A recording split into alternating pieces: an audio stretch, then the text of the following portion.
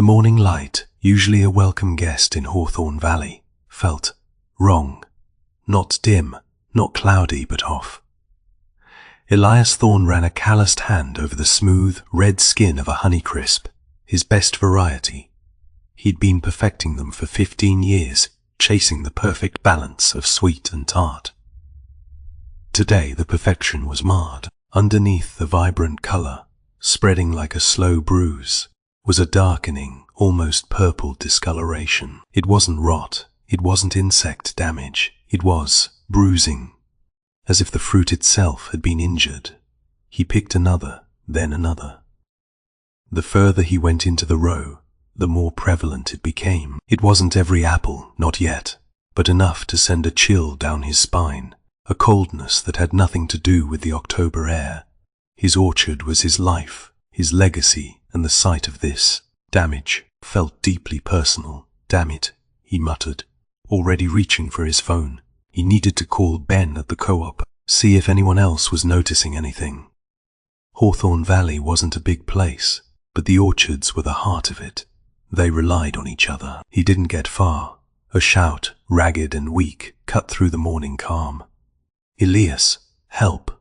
It was Old Man Hemlock, his most reliable picker, a fixture in the orchard for over 40 years. Elias dropped his phone and ran, pushing between the rows, his boots sinking slightly into the damp earth. He found Hemlock slumped against the trunk of a gala tree, clutching his stomach. His face was flushed, his breathing shallow and rapid. Hemlock, what is it? Elias knelt, his hand hovering over the old man's back. Fever, terrible fever. Hemlock rasped, his voice a strained whisper. And aches, every bone is breaking. Feel like something's burning up inside. Elias felt a knot tighten in his chest. Hemlock wasn't one to complain. He'd worked through worse, always stoic, always dependable. To see him like this, hold on, I'm getting you to Doc Miller, Elias said, trying to sound reassuring, though a prickle of unease ran down his neck. He helped Hemlock to his feet, supporting his weight as they slowly made their way toward the farmhouse. Hemlock stumbled with every step, his grip weakening. Dr. Miller's office smelled of disinfectant and old paper, a smell Elias vaguely associated with childhood illnesses and the distant memory of his grandmother. The waiting room was already crowded, a sight that was unusual for a Tuesday morning in Hawthorne Valley. Anxious faces, pale complexions, the rustle of tissues. He hadn't paid much attention on the way in, too focused on getting Hemlock seen. Now, the sheer number of sick people hit him with full force. It is going around, a woman with a child clinging to her leg told him quietly. Started yesterday. My little Timmy's been burning up all night. Elias helped Doc Miller settle Hemlock into an examination room. A man weathered by years of practice listened to Hemlock's lungs with a stethoscope, his expression growing increasingly grim. Flu, most likely, Miller said, after a cursory examination. A particularly nasty strain. We're seeing a lot of it this year. Weakens you right down. It came on fast, Elias said, worry lacing his voice. He was fine last night. Miller shrugged, a gesture that didn't inspire confidence. These things do. We'll get him hydrated, some antivirals. The worst should pass in a few days. But there are a lot of people sick, Elias pointed out, gesturing towards the crowded waiting room. More than usual, isn't there? Miller sighed, running a hand through his thinning grey hair. It is spreading quickly almost. Unnervingly so, but it is still just the flu, Elias, a bad one. Yes, but the flu nonetheless. He paused, then added, his voice lower. I've been practicing here for 30 years. Haven't seen anything like this in terms of speed. It is like it is airborne, but the symptoms, they're just different. Elias felt a cold dread creep into his bones. Something wasn't right. Not with the illness, and not with the doctor's hesitant explanation. He walked Hemlock's dog, Blue, a scruffy border collie, back toward the orchard, a heavy weight settling on his shoulders. The sun felt muted, the air still and unsettling. He reached the farmhouse, intending to call the co-op, to warn the others. But the thought of Sarah stopped him. Sarah, it had been 2 years since the accident. 2 years since the car, the rain-slicked highway, the emptiness. She would have known what to do. Sarah hadn't been a farmer like him, but a botanist. She'd understood the delicate dance of life and death in the natural world, the unseen connections between everything. She'd spent years studying plant diseases, the subtle ways they manifested, the underlying causes. She would have looked at those bruised apples and known, instinctively, that it wasn't just a coincidence. He leaned against the kitchen counter, staring out at the rows of trees, the perfect symmetry now tainted by the growing sense of unease. He missed her so much it physically ached. Her quiet wisdom, her analytical mind, her unwavering strength. He remembered her once pointing out a slight discoloration on a leaf, a symptom of a rare fungal infection. "You have to look closely, Elias," she'd said. "Nature always leaves clues." He shook his head, forcing himself back to the present. Dwelling on the past wouldn't solve anything. He needed to focus, to investigate. He picked up his phone, finally dialing Ben at the co-op. "Hey, Ben, it is Elias. Listen, I'm seeing something strange with my Honeycrisps. Bruising under the skin." "Bruising? That is weird. Old man Tiberius called earlier, said he is seeing the same thing over at his place, over on Blackwood Ridge." Elias's blood turned to ice. 2 orchards, completely separate, experiencing the same inexplicable damage. It was beyond coincidence. Tiberius, really? And is he? Has anyone else gotten sick? Yeah, Tiberius's wife, Margaret, came down with something yesterday. High fever, body aches. Sounds like what you said about hemlock.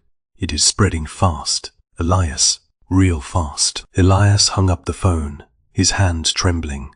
It wasn't just the flu. It wasn't just a bad strain. Something else was happening.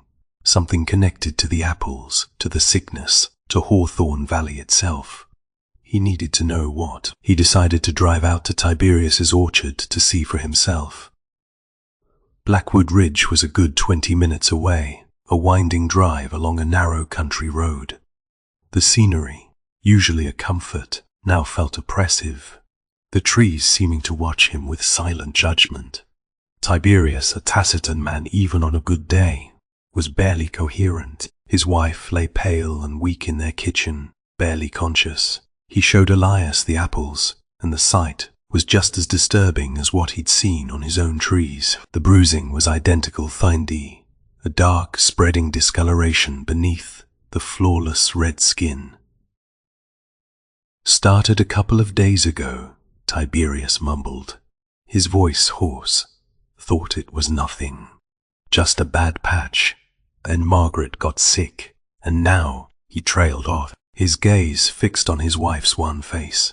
Elias spent an hour examining the orchard, taking samples of the bruised apples, searching for any clues. He found nothing. No insects, no fungal growth, no visible signs of damage. It was as if the apples had simply willed themselves to bruise. Back in his farmhouse, the evening was drawing in, casting long shadows across the kitchen floor. He felt defeated, exhausted, and increasingly frightened. He had the apple samples laid out on the counter. A silent testament to the growing mystery, driven by a desperate need to understand.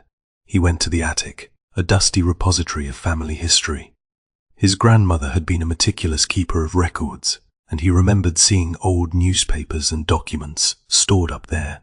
He started rummaging through boxes, carefully lifting yellowed pages and brittle photographs. Anything at all that might shed light on the current situation. He found a box labeled Hawthorne Valley, Historical Society, Findee Misk. Inside, among faded photographs and handwritten letters, He found a stack of old newspapers. He started flipping through them, scanning headlines and articles. Most were mundane, Fritton town council meetings, school plays, local sports, scores. Then he stopped. The headline was small, tucked away on the back page of a newspaper dated July 1963. Strange illness strikes Valley. Apples affected. His heart hammered in his chest. He read the article, his eyes scanning the faded print. It described an outbreak of a mysterious illness, characterized by high fever, body aches, and fatigue. And it mentioned something else, something that made the blood run cold in his veins. Widespread bruising on apple crops throughout Hawthorne Valley. The article quoted a local doctor who speculated about a new virus, but ultimately the cause of the illness remained unknown. The outbreak subsided after a few weeks, but the article ended with a chilling warning.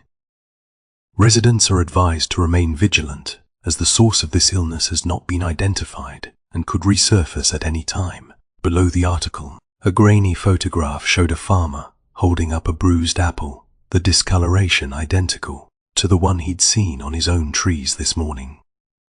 He continued reading, desperately searching for more information. The article mentioned a town hall meeting held to address the outbreak, but there were no details about what was discussed, or what, if anything, was done to prevent it from happening again. He reached the end of the article, his mind reeling. This wasn't the first time this had happened. This was history repeating itself. He looked down at the apple sample on his counter, a sudden sickening realization dawning on him. And then, as he stared at the brittle, yellowed newsprint, he noticed a handwritten note tucked into the fold of the newspaper. Scrawled in faded ink, barely legible, were two words: "They know." The attic dust motes danced in the single shaft of sunlight, illuminating the 1963 newspaper, clipping like a macabre artifact. They know. The words, penned in a shaky hand, clung to the edge of his mind, a seed of paranoia taking root. Who knew? And what did they know? He descended the stairs. The weight of the past pressing down on him. He needed answers, and the local historical society seemed the logical place to start. The Hawthorne Valley Historical Society occupied a cramped room above the library, smelling of mothballs and forgotten stories. Old Mrs. Abernathy, a woman who seemed as ancient as the artifacts she curated, greeted him with a polite, yet wary, smile. "Mr. Thorne, lovely to see you, though I confess I am surprised. Not much call for historical inquiries these days." "I am researching the outbreak of 1963, Elias said, placing the newspaper clipping on the counter. "The illness, the affected apple crops. I was hoping you might have more information." Mrs. Abernathy peered at the clipping through thick spectacles. "Oh, that. A sad time. A very sad time." She shuffled through a stack of manila folders, her movements slow and deliberate. "We have some records, of course, newspaper articles, town council minutes, but it is incomplete. Records were lost during the flood of 78, you see. And some things were never properly documented to begin with." Elias frowned. "Incomplete? What specifically is missing? Any reports on the investigation? Any attempts to identify the cause of the illness?" Mrs. Abernathy hesitated, her gaze darting around the room. "I'm afraid I don't have those details. The records we do have are all I've been able to unearth over the years. It was a long time ago, Mr. Thorne." He sensed she was holding something back. He pressed. Surely there must be something more. Town hall meeting minutes, doctor's reports, anything that might shed light on what happened. She shook her head, her expression firm. "I'm sorry, Mr. Thorne. That is all we have." She busied herself rearranging a collection of antique dolls, effectively dismissing him. He left the Historical Society feeling frustrated and uneasy. The tidiness of the records, the convenient gaps, felt deliberate. Someone didn't want this story told. He needed a different angle. He drove to Hemlock's farm, hoping to glean more information directly from the source. Martha Hemlock, Old Man Hemlock's daughter, greeted him at the door, her eyes red, rimmed and swollen. "Mr. Thorne, how is my father?" he asked, trying to keep his voice gentle. Martha sighed. "No change. The doctor says he is stable, but he is not himself. Keeps drifting in and out of consciousness." "I was hoping to ask you about what happened before he got sick," Elias said. "Did he mention anything unusual? Any symptoms before the fever?" Martha frowned, searching her memory. "Now that you mention it, he did complain of a strange taste in his mouth. A metallic taste, he said. Kept saying everything tasted like pennies. He thought it was his blood pressure medication at first, but it started before he took his pills that day." A metallic taste. It was a strange detail, one that didn't fit with the typical symptoms of the flu. Elias filed it away, another piece of the puzzle. Leaving the Hemlock farm, he ran into Sheriff Dale Banning, a man Elias had known his entire life. Banning was a solid, no-nonsense type, more comfortable with enforcing parking regulations than investigating mysterious illnesses. Elias heard about Hemlock, rough break. Banning tipped his hat. "You poking around asking questions. Folks are getting worried, spreading rumors." "I am just trying to understand what is going on, Dale," Elias said. "The illness, the apples, it is the same as what happened back in '63, according to some old newspaper articles I found." Banning scoffed. 1963. "Elias, that is ancient history. You're letting your grief over Sarah get the better of you.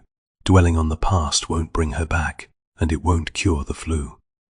"It is not just the flu, Dale. Something's not right, and ignoring it won't make it go away. Look, I appreciate your concern, but I've got a town to run.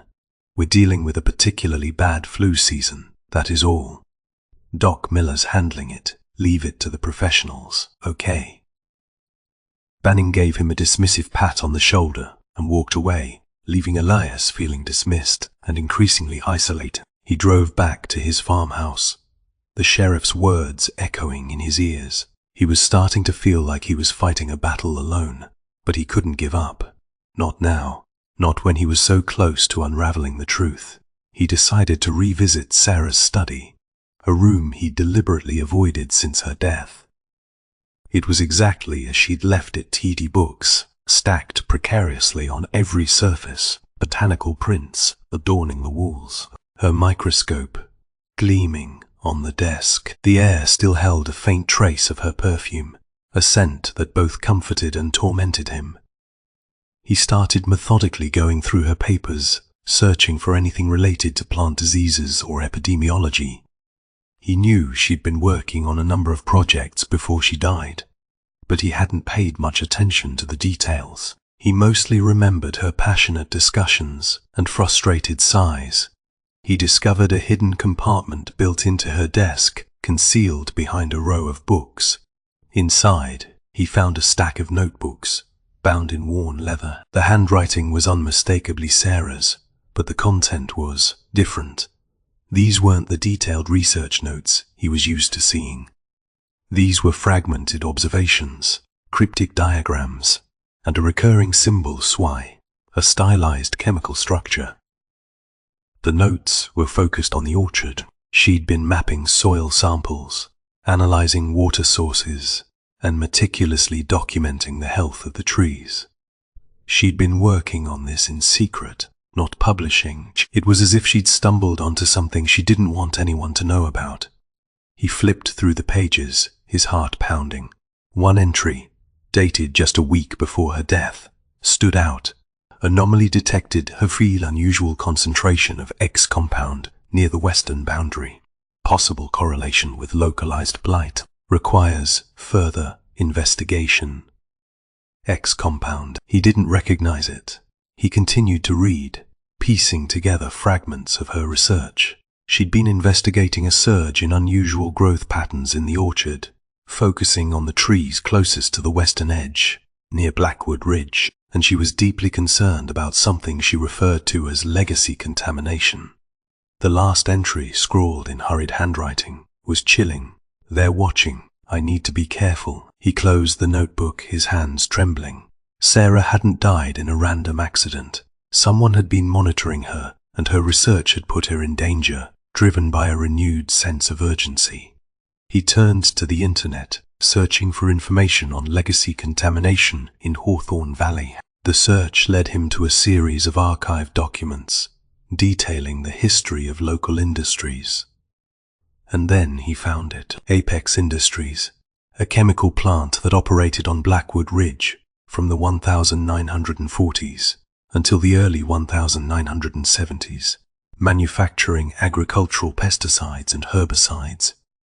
The plant had been shut down after a series of environmental violations, but the land remained contaminated, and the area most affected was the western edge of his orchard, the same area Sarah had been investigating. The newspaper archives revealed a disturbing pattern. Apex Industries had been in operation during the 1963 outbreak. Several residents had filed complaints about noxious fumes and water contamination, but the company had consistently denied any wrongdoing. He found a faded photograph of the plant, a sprawling complex of metal buildings and smokestacks dominating the landscape. He zoomed in on the image, focusing on a detail he hadn't noticed at first: a large storage tank emblazoned with a single letter, X. He sat there, staring at the photograph, the pieces of the puzzle finally falling into place. The metallic taste, the unusual bruising, the historical outbreak, Sarah's secret research, Apex Industries, legacy contamination, and someone somewhere was trying to bury the truth. He got up, intending to investigate further, to find out more about Apex Industries and what they'd been doing in Hawthorne Valley. But when he returned to the kitchen, he found it ransacked. Drawers were pulled open, papers were strewn across the floor, and Sarah's notebooks were gone. His heart sank. Nailed to the refrigerator with a single kitchen knife was a piece of paper. Written in bold, black letters were 3 words: "Let it go." The ransacked kitchen felt like a violation, a physical manifestation of the threat hanging over him. The message, crudely scrawled and pinned to the refrigerator, wasn't just a warning, it was a taunt. They knew he was getting close. They knew about Sarah's research, and they wanted him to stop. He called Sheriff Banning. But the line went straight to voicemail. He tried again and again, but the message remained the same. Banning was conspicuously unavailable. It confirmed his suspicions the sheriff was either complicit or deliberately avoiding him. He needed to find out everything he could about Apex Industries. He drove to their former headquarters, a sprawling, abandoned complex on Blackwood Ridge. The buildings were dilapidated, windows shattered, the grounds overgrown with weeds. A chain-link fence surrounded the property, topped with barbed wire and no trespassing signs. He found a small, weathered office still standing, a faded Apex Industries 40 corporate archives sign clinging precariously to the door. He tried the handle, locked. He walked around to the back, hoping to find an unlocked window, but the building was sealed tight. He eventually found a number for Apex's current corporate headquarters, a sleek, modern building in the city 100 miles away. He called, requesting access to their historical records relating to the Hawthorne Valley plant. He was met with a polite but firm wall of bureaucracy.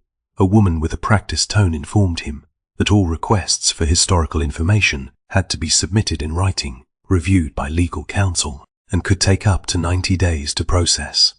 She also added, with a subtle edge of warning, that Apex Industries vigorously defended its reputation and would pursue legal action against anyone attempting to disseminate false or misleading information.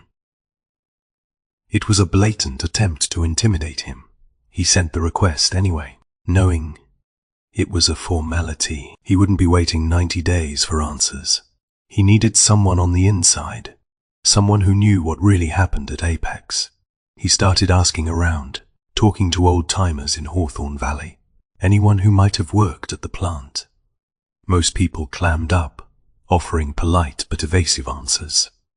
Fear, he realized, ran deep in this town. Finally, after repeated inquiries, he got a name: Ray Maxwell, a former maintenance worker at Apex.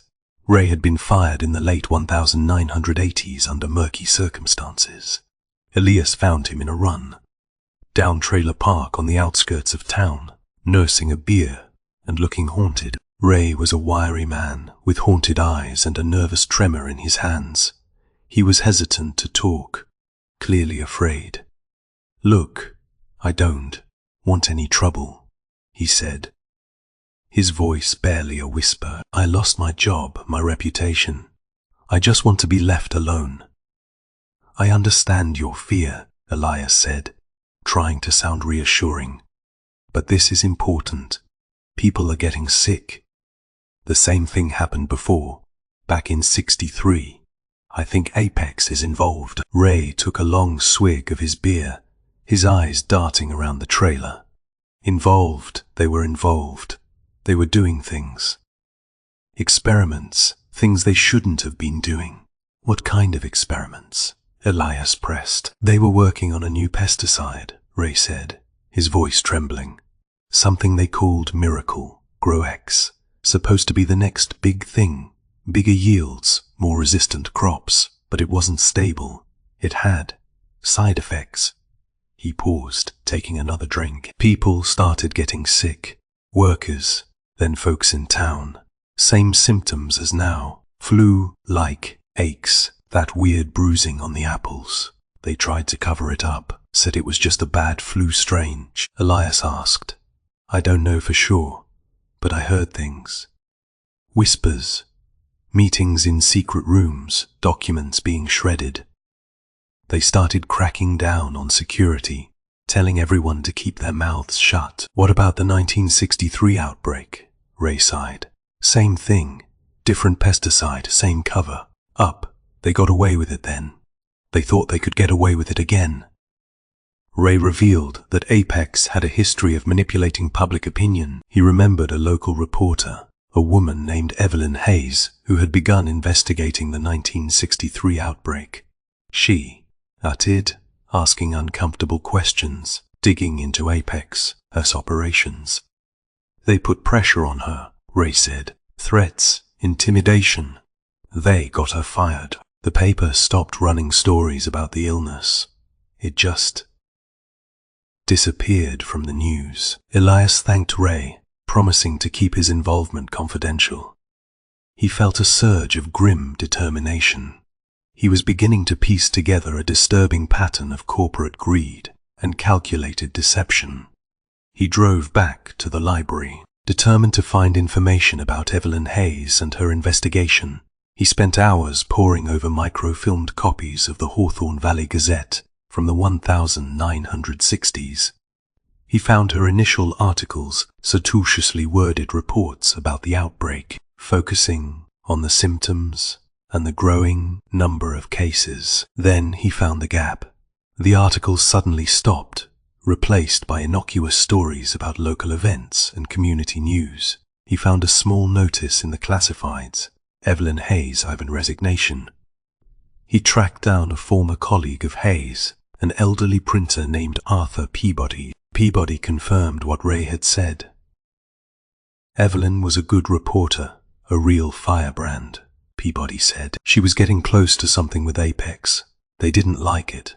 They sent a couple of suits from the company to the paper, had a closed-door meeting with the editor. A week later, Evelyn was gone. "Did anyone ever find out why she resigned?" Elias asked. Peabody shook his head. "She wouldn't say. Just packed up her things and left town. Said she needed a change of scenery. But I always suspected it was more than that." Elias returned to the sheriff's office, hoping to report his findings. He found the office empty, except for a young deputy, who informed him that Sheriff Banning was out on official business. "Can I leave a message for him?" Elias asked. "Sure," the deputy said, handing him a notepad. Elias wrote a detailed account of his conversation with Ray Maxwell, his findings at the library, and his suspicions about Apex Industries.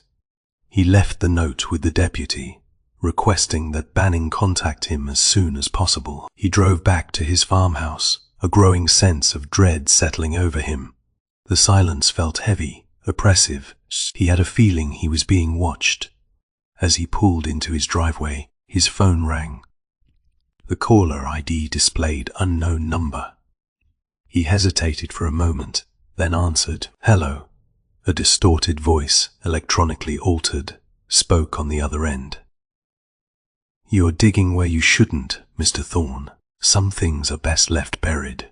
"Who is this?" Elias demanded. "Consider this a friendly warning. Stop your investigation and walk away. For your own good." "I won't be intimidated," Elias said, his voice trembling with anger. The voice chuckled, a cold, unsettling sound. "That is a shame. You were a good man, Elias. A shame about your wife. Such a tragic accident. A rainy night, a slippery road, wasn't it?" Elias froze, his blood turning to ice. How did they know about Sarah? How did they know about the rain and the road?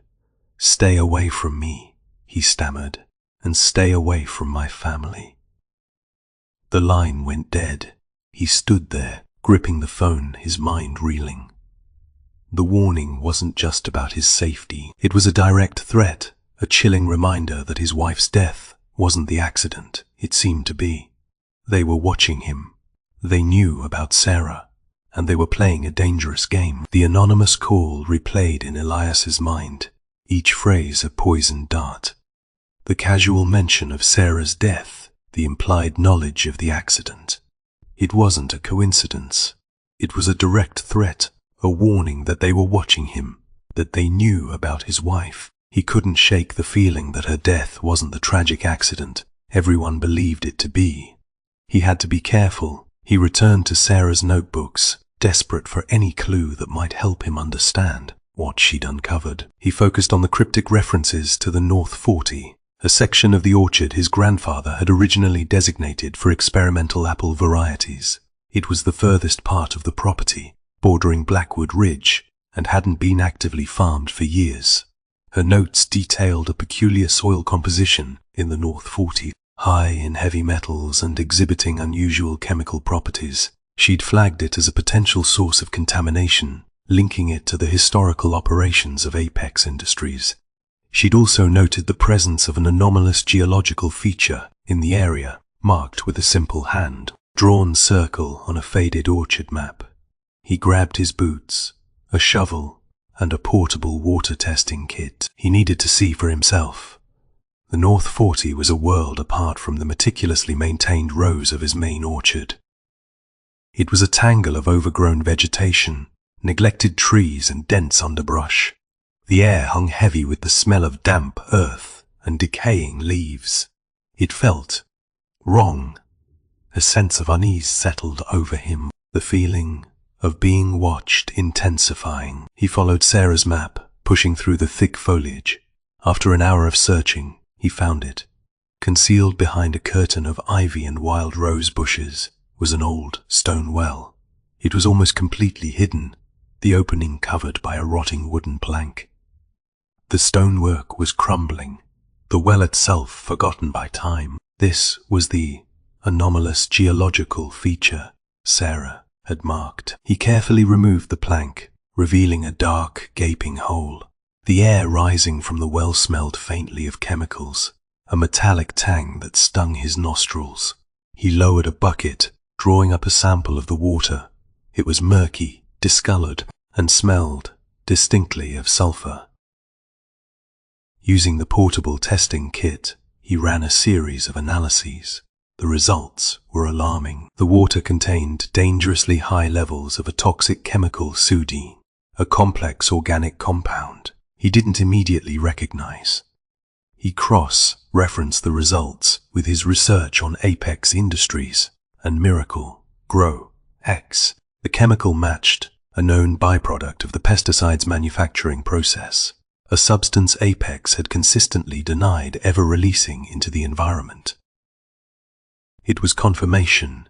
Apex Industries had used this well as an illegal dumping ground, secretly disposing of toxic waste directly into the ground, contaminating the soil and groundwater.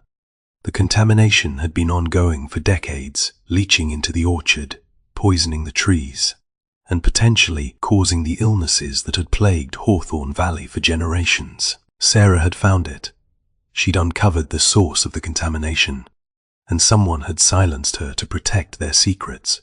He carefully documented his findings, taking photographs and collecting additional samples. He knew he had to report this to the authorities, to expose Apex's crimes and bring them to justice. But he also knew he was walking into a trap. As he was packing up his equipment, he heard a vehicle approaching. He glanced up and saw Sheriff Banning's patrol car slowly winding its way through the North 40. Banning stepped out of the car, his expression cold and menacing. "Mr. Thorne," he said, his voice devoid of any pretense of friendliness, "you're trespassing on private property, and I have reason to believe you're tampering with evidence." "I'm investigating the source of the contamination, Sheriff," Elias said, trying to remain calm. "I've found evidence that Apex Industries illegally dumped chemical waste in this well. It is poisoning the orchard, making people sick." Banning scoffed. "That is a serious accusation, Mr. Thorne, and a baseless one. Apex Industries is a reputable company. They would never do anything to harm this community." "My wife was researching this," Elias said, his voice rising with emotion. "Sarah was getting close to the truth, and now she is gone, and I think Apex had something to do with it." Banning's face hardened. "You're letting your grief consume you, Mr. Thorne. You're making wild accusations with no proof." He signaled to a deputy who had emerged from the patrol car. "Place Mr. Thorne under arrest for trespassing and obstruction of justice." Elias stood his ground, refusing to be intimidated. "I have evidence. I have water samples, photographs, everything I need to prove what Apex did. We'll collect that as evidence," Banning said, his voice dripping with sarcasm. "After you've been processed." As the deputy approached, a gunshot shattered the stillness of the North 40. Everyone froze. Elias turned to see Ray Maxwell, the former Apex employee, standing at the edge of the trees, a smoking pistol in his hand. He'd fired directly at Sheriff Banning, hitting him square in the chest. Chaos erupted. The deputy scrambled for his weapon. Banning crumpled to the ground, clutching his chest. Ray, his face contorted with rage, began firing indiscriminately into the air. "Run! Elias, get out of here!" Ray shouted, his voice hoarse. Elias didn't hesitate. He turned and fled, plunging into the dense undergrowth, ignoring the shouts and the sound of gunfire. He didn't know what Ray was doing or why he'd suddenly turned on the sheriff, but he knew he couldn't afford to stick around and find out. He ran blindly through the orchard, stumbling over roots and branches, his lungs burning. He had to get away. He had to protect himself, and he had to find a way to expose the truth, even if it meant risking everything. He glanced back, just as he reached the edge of the orchard. He saw Ray standing over Sheriff Banning, a grim expression on his face. The deputy was firing back, but Ray seemed unfazed, determined to finish what he'd started. Elias knew he was a target now, both for Apex and for whatever Ray was caught up in. He left the orchard, leaving the chaos of the North 40 behind, but carrying the weight of its secrets and the fear for his life with him. He had a feeling his quiet life in Hawthorne Valley was over. The dense woods offered a temporary sanctuary, but Elias knew it wouldn't last. He'd lost his truck, his home was likely under surveillance, and Sheriff Banning Funi, or what was left of his department Sumbi, would be hunting him. He needed help, someone he could trust. He headed straight for Martha Hemlock's farm. Martha didn't hesitate. She'd heard about the shooting at the orchard from a neighbor, and her face had been etched with worry. "My father, is he all right?" she asked, her voice trembling. What happened with Sheriff Banning? Elias quickly explained everything, omitting nothing. He told her about the well, the chemical contamination, Sarah's research, and the ominous warning he'd received. He also revealed Ray's desperate act and the sheriff's likely involvement with Apex. I knew it, Martha said, her eyes blazing with anger. I knew something was wrong with this town. My father, he was starting to ask questions too before he got sick. He was always a quiet man, but he was stubborn. He wouldn't let things lie. What was he investigating? Elias asked. He found old birth records going back decades. He noticed a pattern. A significantly higher rate of birth defects in families who lived near the orchard, especially near Blackwood Ridge. He thought it was connected to the chemicals. She paused, her voice catching. He called it a silent plague. He was trying to get the records analyzed. But then he got sick. Martha offered him shelter in a small, secluded cabin, deep in the woods, a place her father had used as a hunting retreat. It was basic, but secure, hidden from view and far from the main roads. They agreed to work together, to gather the evidence needed to expose Apex and bring Banning to justice. We need to dig deeper into Apex's finances, Elias said. There has got to be a paper trail. Martha, surprisingly, was adept with computers. She'd taken some online courses to keep herself occupied after her mother's death. Together, they spent hours poring over archived corporate filings and news reports. They discovered that Charles Thornton, the current CEO of Apex Industries, had received a substantial bonus in 1986. The same year, the company successfully quashed the investigation into the previous outbreak. The bonus was justified as a reward for exceptional leadership and crisis management. But Martha pointed out a curious footnote. The bonus coincided with a significant drop in Apex's environmental remediation budget. They paid him to make the problem disappear, she said, her voice grim. To cover it up. Their next step was to try and access Apex's internal records. Martha, using her rudimentary hacking skills, managed to bypass the company's initial security measures.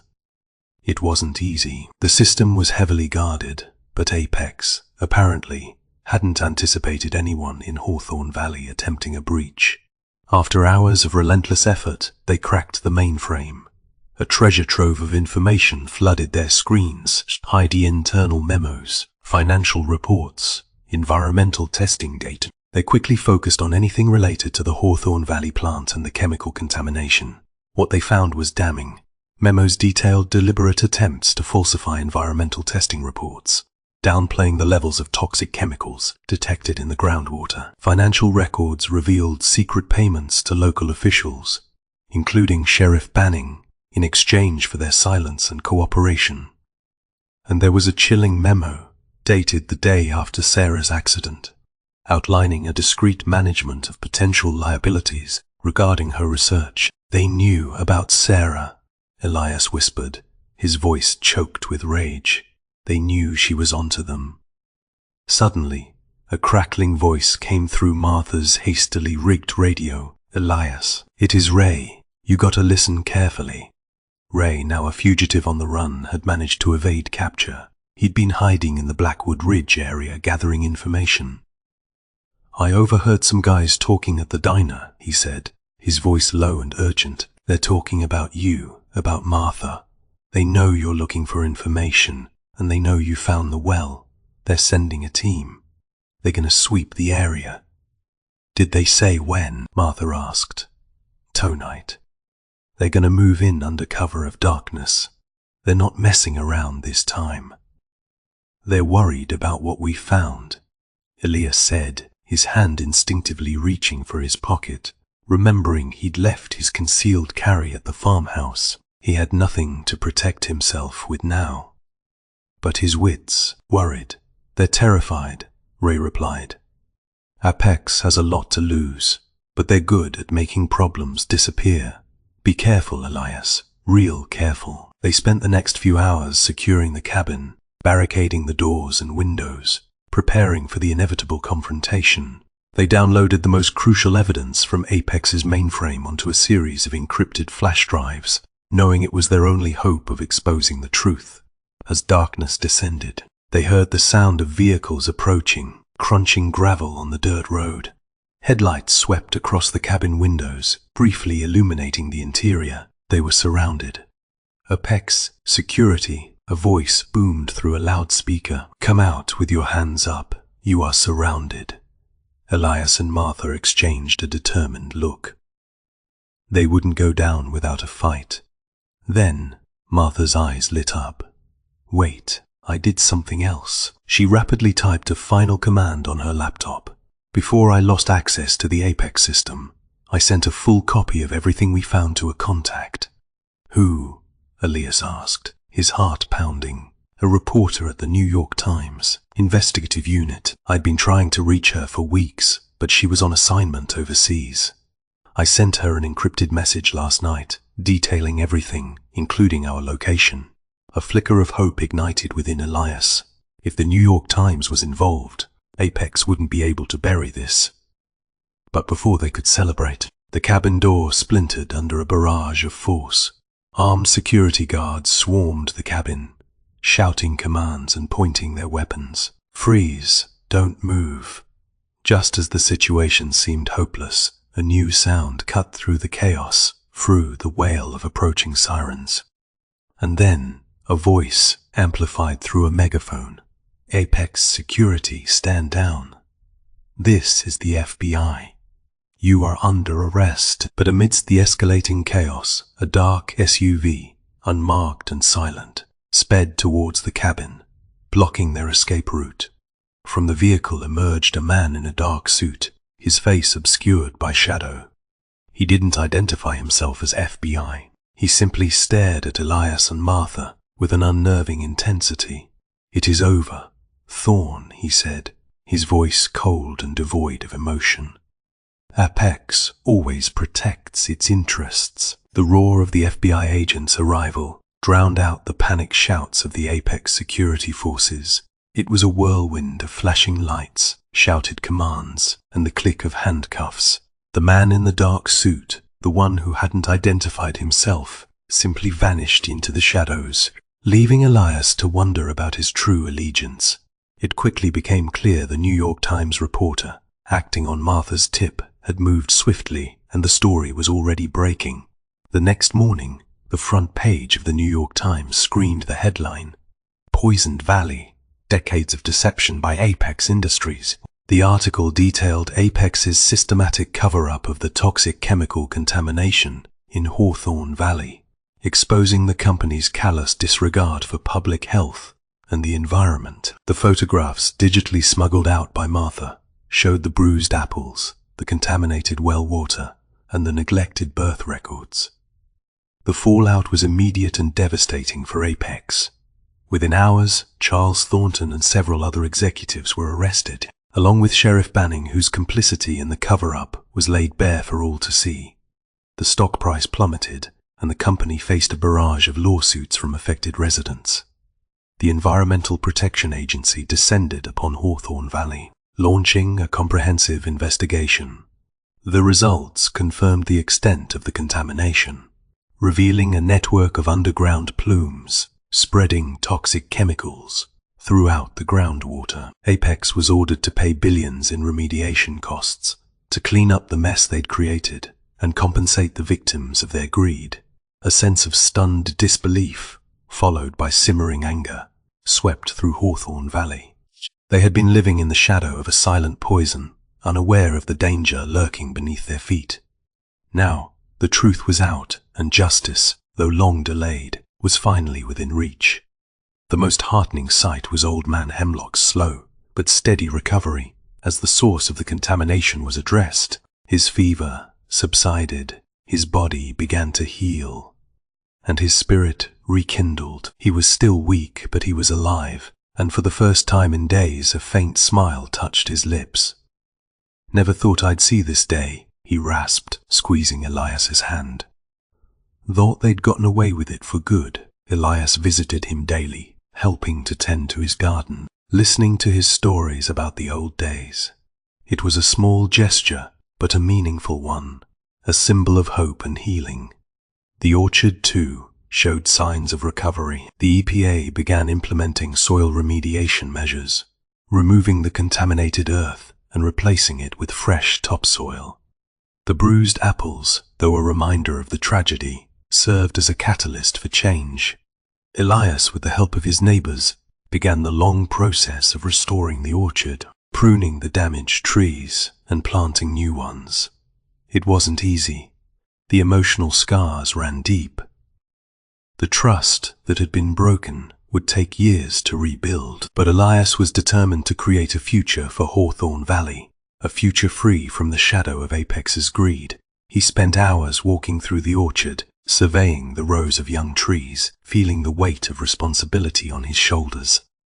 He thought of Sarah, of her passion for botany, her unwavering commitment to truth and justice. He wished she were here to share in the moment, to witness the rebirth of their community. One evening, while sorting through the last of Sarah's belongings, he stumbled upon a small leather-bound journal tucked away in a hidden compartment of her desk. He'd already gone through her primary research notes.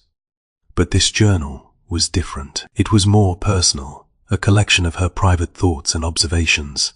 He opened it, his heart aching with grief. The entries were dated just weeks before her death.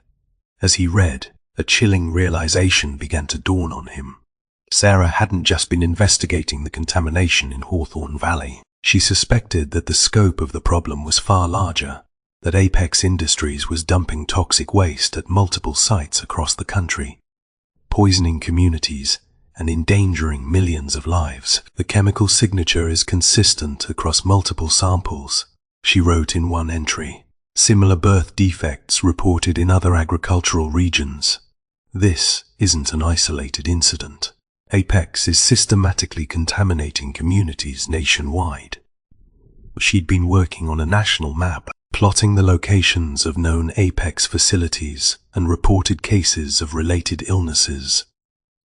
She'd identified a pattern, a network of contamination spreading across the country like a slow-burning plague. The final entry, scrawled in hurried handwriting, was the most disturbing. They're not just covering up the contamination, she wrote. They're actively suppressing research, silencing dissent, and manipulating public opinion. This goes all the way to the top. Attached to the last page was a single, folded piece of paper. On it, in Sarah's familiar handwriting, was a list of names and locations, individuals and facilities, linked to Apex's nationwide conspiracy, and a final, haunting message: dig deeper, Elias. This is bigger than Hawthorne Valley. Elias closed the journal, his hands trembling. Sarah's death hadn't been a random accident. She'd been silenced because she'd stumbled onto a conspiracy that reached far beyond their small town, a conspiracy that threatened the health and well-being of countless communities across the country. He knew what he had to do. He had to honor Sarah's memory, to finish what she had started. He had to expose the full extent of Apex's crimes, no matter the cost. Standing amidst the budding apple trees, bathed in the golden light of the setting sun, Elias felt a renewed sense of purpose. The harvest had been bitter, but it was just the beginning. A new season was dawning, a season of truth, justice, and renewal. And he, with the spirit of his wife guiding him, would be there to see it through. He'd plant new roots, nurture new growth, and ensure that the orchard and the community it sustained would thrive once more. The fight wasn't over. It had just begun.